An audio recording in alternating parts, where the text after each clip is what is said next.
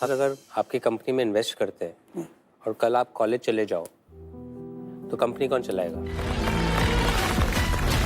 क्या बात है।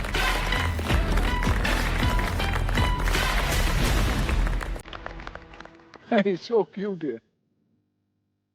काय आणलं तू? चिप्स. चिप्स आणलं? ओहो. थैंक यू भाई. अरे नहीं. Thank you very much.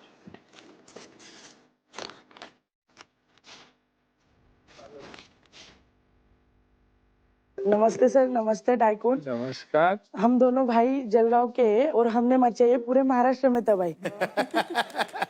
दो भाई दोनों तबाही. हेलो टाइकॉन्स, मेरा नाम है साई शिंपी. मैं सिर्फ 13 साल का. और मेरा नाम है दुर्गेश शिंपी. मैं 18 साल का हूँ. हम दोनों भाई जलगांव जिले के एरंडोल गांव में रहते.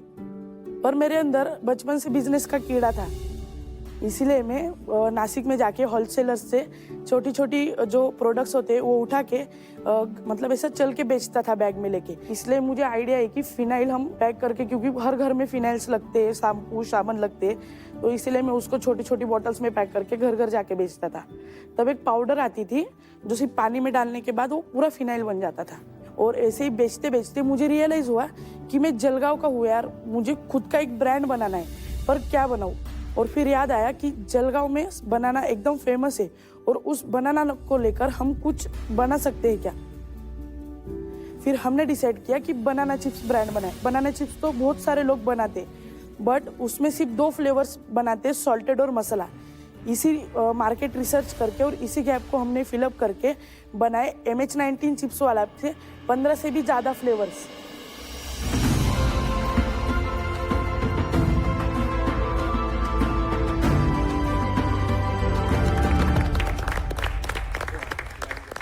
जैसे कि सॉल्टी, मसाला, ब्लैक पेपर, चीज, पानी पूरी, इससे भी ज़्यादा फ्लेवर्स, मतलब 15 फ्लेवर्स.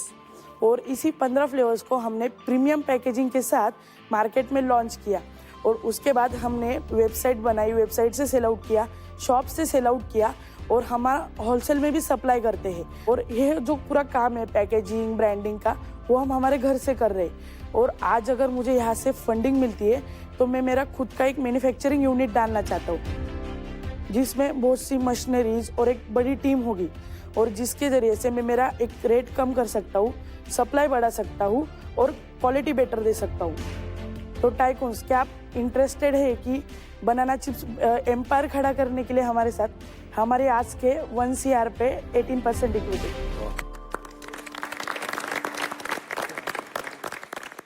मेरे लिए एक क्वेश्चन है आपके लिए. अपने नंबर्स बताइए. आपने पिछले महीने हाँ, कितना सेल किया बनाना चिप्स से? पिछले महीने हमने 4,20,000 सेल किया था, अमेजिंग. जिसमें हमारा 2 एग्जीबिशन लगा था. और ज़्यादा करके हमारा B2B चलता है, जिसमें हम लूज क्वांटिटी में भी सप्लाई करते हैं और हमारी पैकेजिंग में भी सप्लाई करते हैं. ये बनाते किधर हो? ये बनाते हम, मतलब अभी जो बनानास ले रहा हूँ मैं मैन्युफैक्चरर से रॉ में ले रहा हूँ. मतलब उसमें कोई नमक मसाला कुछ नहीं, सिर्फ सिंपल चिप्स ले रहा हूँ और उसमें मैं खुद मसाला वगैरह मिक्स करता हूँ. आप दोनों का फेवरेट फ्लेवर कौन सा है? हमारा चीज़ और पानी पूरी. चीज और पानी पूरी. पानी पूरी तो मिला है मुझे. Wow, yeah, it's crispy also. वो जो बियॉन्ड स्नैक वाले हैं, हाँ. उनके पास भी 6-7 फ्लेवर्स तो उनके पास भी हैं. और नहीं, उनके पास 4 फ्लेवर है, ब्लैक पेपर, पेरी पेरी, मसाला और सॉल्टेड. कितना मुश्किल है इतने सारे डिफरेंट फ्लेवर्स बनाना. उसके अंदर क्या R&D जाती है? वो आप R&D कैसे करते हैं और कहाँ करते हैं? फ्लेवर्स जो रहते हैं हम रेडीमेड लेते हैं अभी तो फिलहाल. पहले हमने 4 ही फ्लेवर बनाए थे same, peri peri, black pepper, क्योंकि जो चारों फ्लेवर्स होते हैं आसानी से मिल जाते हैं महाराष्ट्र के अंदर. फिर हमने बाकी के चिप्स खाए, क्रीमी ओनियन खाया, चीज़ खाया था. तब हमने बोला कि ये मसाला कहाँ से लाते हो, ये हम चिप्स में बना सकते हैं क्या? तो बोले हम इधर से लाते हैं, बट उनका रेट एकदम हाई था. तो मैंने डायरेक्ट बड़े जो सप्लाई करते तो उनसे कांटेक्ट करने का मतलब नंबर निकाला इंटरनेट के थ्रू. और आपको उनको मैंने पूछा कि आपके पास कौन से फ्लेवर्स है. तो उन्होंने मुझे 30 फ्लेवर्स की लिस्ट बताई थी जो आप चिप्स में मिक्स कर सकते हो. तो हमने 15 फ्लेवर्स सिलेक्ट किए और उनसे मसाला मंगवा के हमने घर पे ट्राई किया कि खाने को कैसे लगता है. फ्रेंड्स को दिया, फैमिली को दिया, सबको पूछा कि कैसा है, चल सकता है क्या. इसकी प्राइस क्या होगी इस बाकी कॉम्पिटिटर्स के मुकाबले? अभी इसके हम 70 रुपीज में बेचते हैं इसको। और बाकी के जो कॉम्पिटिटर्स हैं इसमें वो तकरीबन किस प्राइस पे बेचते हैं? जो भी बियॉन्ड स्नैक्स की बात चल रही थी वो 150 ग्राम 100 रुपीज का बेचते हैं। और इस पे आपका ग्रोस मार्जिन कितना है?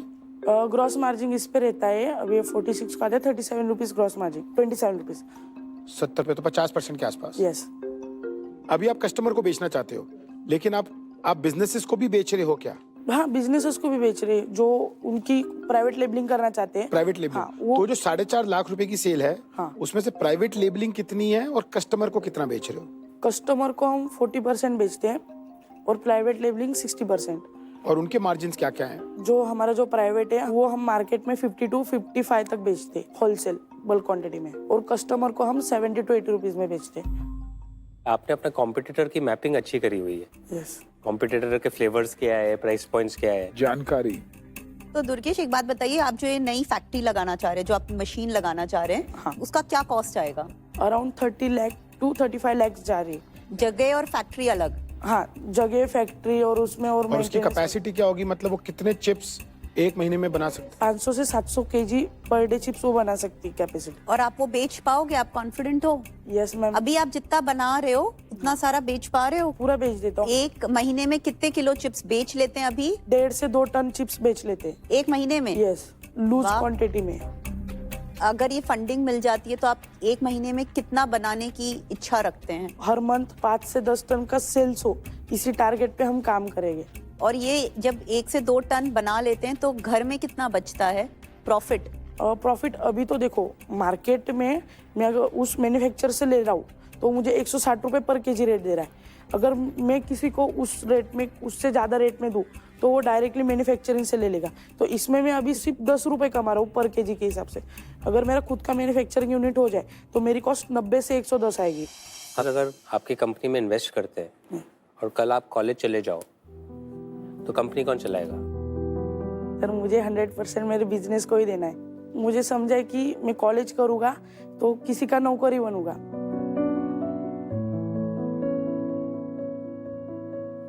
मुझे सैलरी कितनी भी हो बट मैं किसी का नौकरी बनूंगा। दोनों ही चीज करना चाहिए। हाँ, नहीं, मैं अभी 12th भी कर रहा हूँ साथ। एजुकेशन भी इम्पोर्टेंट रहता है। यस। अच्छा बेटा, एक बात बता, तू इतने छोटे उम्र में तूने ये कैसे चालू किया? सर, मुझे मतलब बचपन से मेरे पापा की भी इच्छा थी कि पापा को भी बिजनेस करना था, बट पापा कर नहीं पाए। मेरे क्यों? पापा की डेथ हो गई।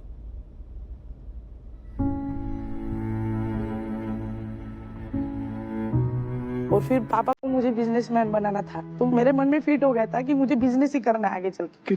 कितने बड़े थे आप? मैं तब 9 साल का था।